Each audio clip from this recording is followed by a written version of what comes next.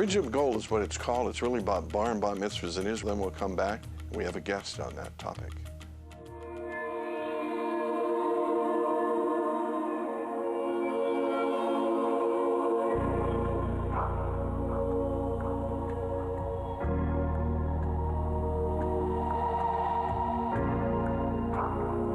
For generations, Jews all over the world have dreamt about the land of Israel, and above all, its capital, Jerusalem, which has always been in their hearts, in their thoughts, and in their prayers.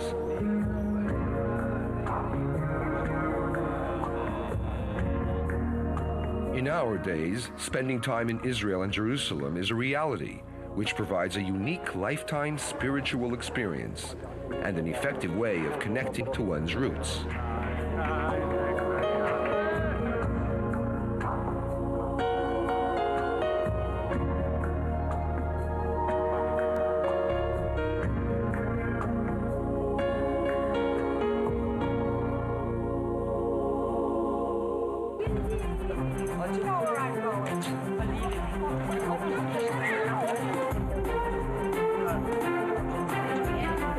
Israel has assumed a central place in the cultural and religious identity of Jews wherever they live.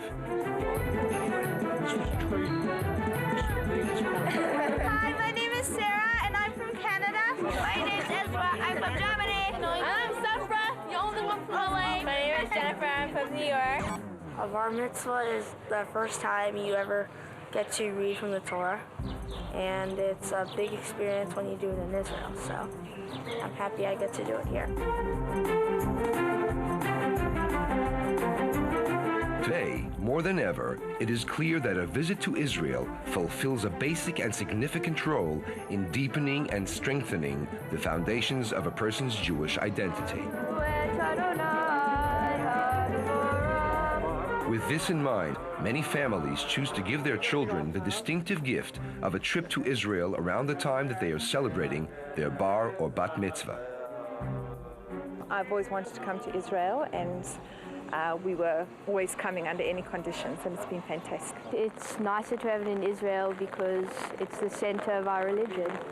He's very aware of his Jewishness, I think from the home and from his previous school, and he never ever wanted anything else but to have it in Israel at the Kotel. That's what he wanted all the time. Having had the ceremony inside the tunnels, nowhere in the world could have I felt like I felt this morning. It was just phenomenal.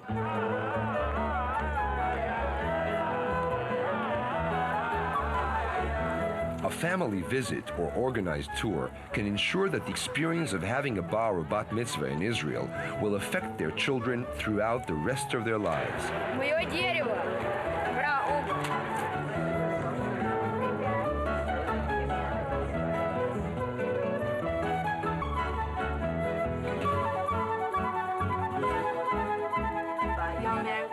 Masada symbolizes the history of the Jews. It's like the Statue of Liberty for America. And I think it's a really big privilege to have Bat Mitzvah on top of Masada. This trip has affected my kids in their Jewish identity because they have all learned so much about their heritage. I know it's affected each one of them, and I think the changes will be there even when we go home. And of course, we also squeezed in a little bit of recreation with the trip, too. Any trip to Israel allows the visitor to enjoy all the advantages that the country has to offer. A large variety of accommodations,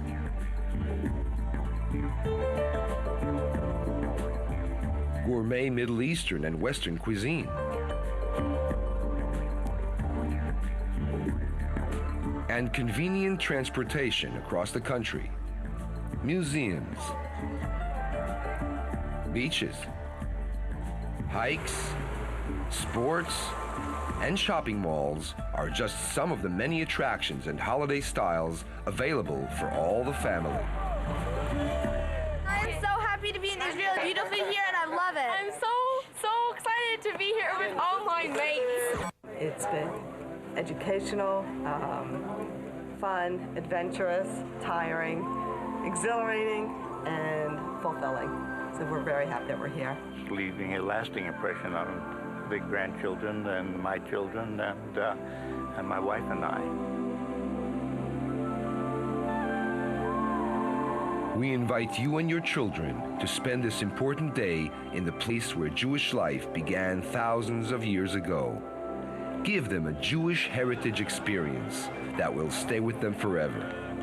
Come celebrate their bar or bat mitzvah in Israel. Connect them to the past and build their future.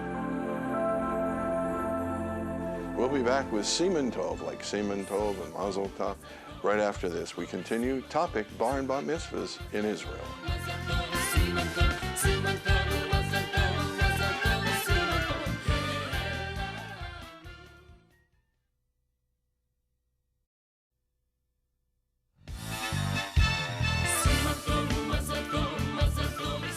Well, shalom and welcome back. We're going to talk about Simha with Simon Tov.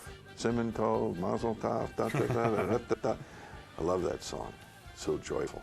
Yeah. Isn't it? It is. And it's a song about you.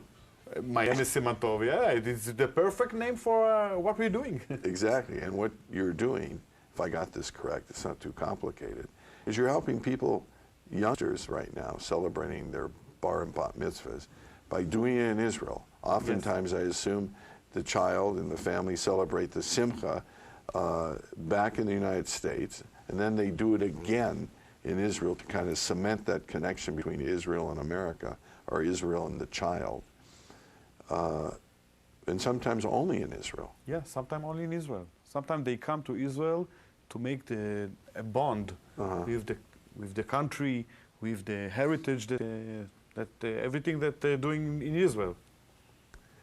It must be inspirational for you. How did you start this? Your brother was a singer? Yeah, he's a counter, and he started in New York.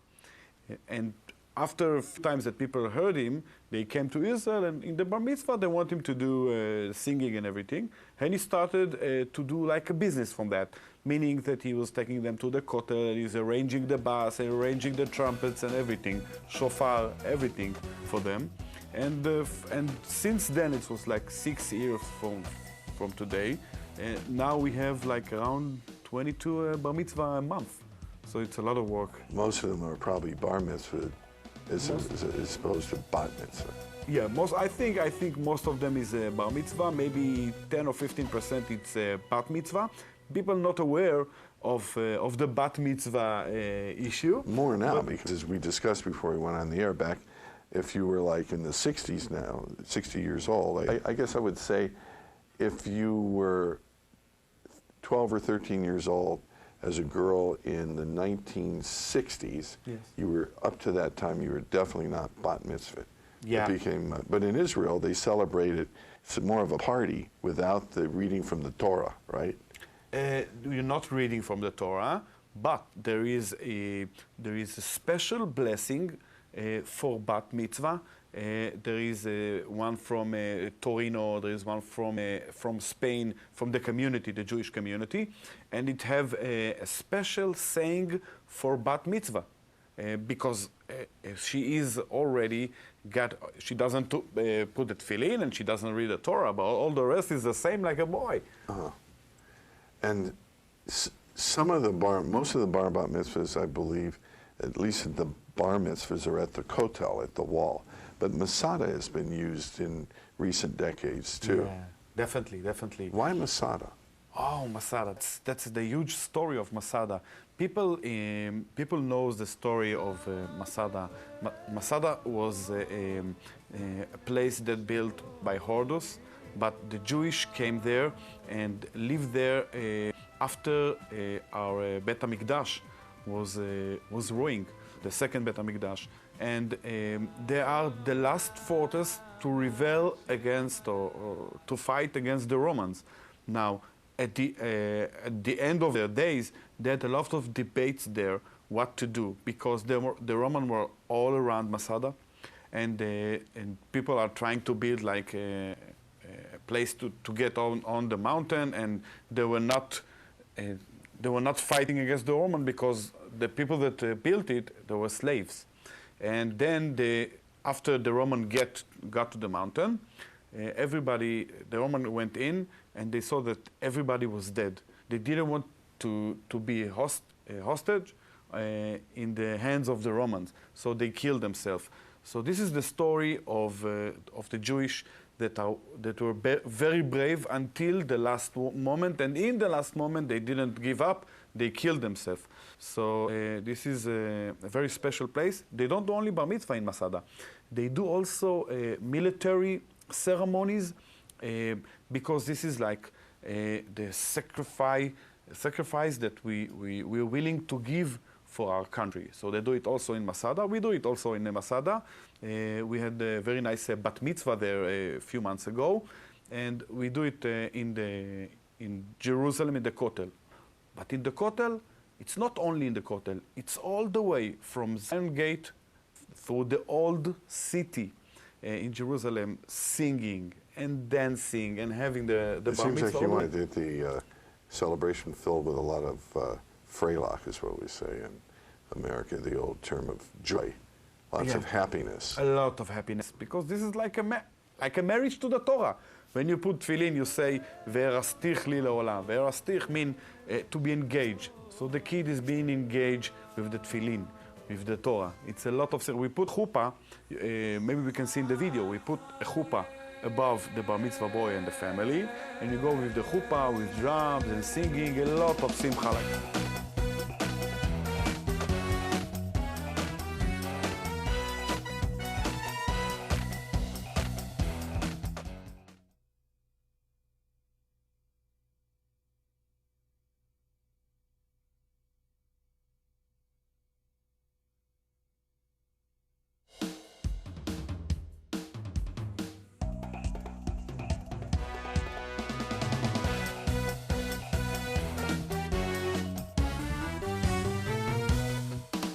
Talked about earlier too, recently I was able to take one of my friends who's been on our program quite often, Bronco Lustig, who produced Schindler's List and also other movies like Gladiator and Black Hawk Down, a great producer in Hollywood.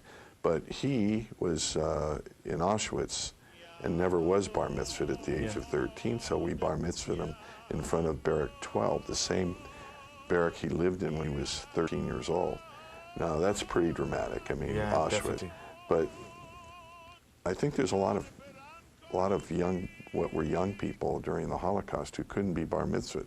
You know, we take it for granted now. We go to the Kotel since the 60 War, and Jerusalem was unified, and we're able to go and be bar mitzvahed, whether we have a bar mitzvah here or not, and a bat mitzvah in other locations. But I think there's a great. So we should probably make a shidduch. Union here to try to help those who have not been bar mitzvahed, who may be in their 70s or 80s, and those women who weren't bat mitzvahed because it wasn't a custom here, as we said earlier in our discussion. They weren't able to be bat mitzvahed because it wasn't a custom in America. In Israel, it was a custom at 12, but in America, it wasn't until the 1960s that girls became bat mitzvahed. So all those people who are 60 and older, women in America, almost always, some have in later years, but basically they've never been bat mitzvahed before. Oh, I see. I think it's a very good idea to do. It's a way for us to outreach through our JLTV audience, which is, I would estimate our audience in the Jewish community right now is about 3 million potential of the 7 million. So it's a great possibility here. It's nice. It's a mitzvah. So I know, I see how happy you are, Simha. I got the best job in the world, man. I'm putting kids to their bar mitzvah. I meet the family when they're happy. I meet them when they're doing the mitzvah, when they walk in Jerusalem, when they're singing, when they're dancing. I see like a grandfather or a great-grandfather who was in a concentration camp or was poor living in Omaha, Nebraska, or Seattle, Washington, and they were never bar mitzvahed, and now they can take the whole family of 20, get in a minibus, have the bar mitzvah that they always wanted, because it seems to me, having this experience with Bronco and his bar mitzvah, that if you're not bar mitzvahed, you don't feel, if you never were, you don't feel total. It's like I think you're incomplete, you know, it's... I heard about a lot of, not a lot, but people that I think the last one was 95 or 97 years old, and he came to the kotel, and he did his bar mitzvah. There was a lot of festive around it. We were not the one that took care of everything, but he did a bar mitzvah at the kotel, and I think it's a great idea that people that didn't have the chance and they're willing to come to Israel, we can give them very good experience, a Jewish experience, to do the bar mitzvah. Look, I can give you the example of my son, who's 42, was bar mitzvah at the kotel and became a rabbi. Wow. But you know who sang? 42? You know who sang at his bar mitzvah at the kotel? No. Shlomo Karlebach. Oh. Yeah, he's well known. And 42, like Rabbi Akiva. Rabbi Akiva also, they saying Rabbi Akiva was, until the age of 40, he was not religious because he didn't have any reason. Then after he got to 40, he wanted to marry, and his father-in-law told him, okay, you got to be big in the Torah. So then he converted to be big in the Torah. So they say, Rabbi Akiva איש צנוע, היה רועה בין הרועים, את עדרי כלבה שבוע, עד שנתו 40. It means that he was taking care of the sheep, one of the simple person, until he was 40, and then he became big in the Torah. He learned Torah. It's like big in the Torah and big in basketball. Tel Aviv. You can do both, right? Yeah, sure. Why not? Yeah. Why not? That's the complete life. Big in the Torah and big in basketball. Sure. I want to thank you for being here. We've had your number on the how to connect with you. Okay. It's a world now where I know your U.S. operations are out of Seattle, but it doesn't make any difference if it's in Burbank, California, or Queens, New York, or Rishon LeZion in Israel, yes, where you live. And I mentioned to Simha a bit of trivia about Rishon LeZion, which is where the Carmel winery was, and the Rothschilds helped to bring wine to the consumer of Israel and around the world. But that's where the first telephone was, in Rishon LeZion at the Carmel winery. But they probably had a busy signal for one. Who's going to call? Who's going to call, yeah. Right, exactly. First telephone. The first call took probably another 5 years to get the second one. Probably. Well, listen, thank you. Thank you very much. Keep up the great work and doing the mitzvah, and also that's your job. Thank you very much. Thank you for the smiles, too. We'll be right back more from Main Street on JLTV Jewish Life Television.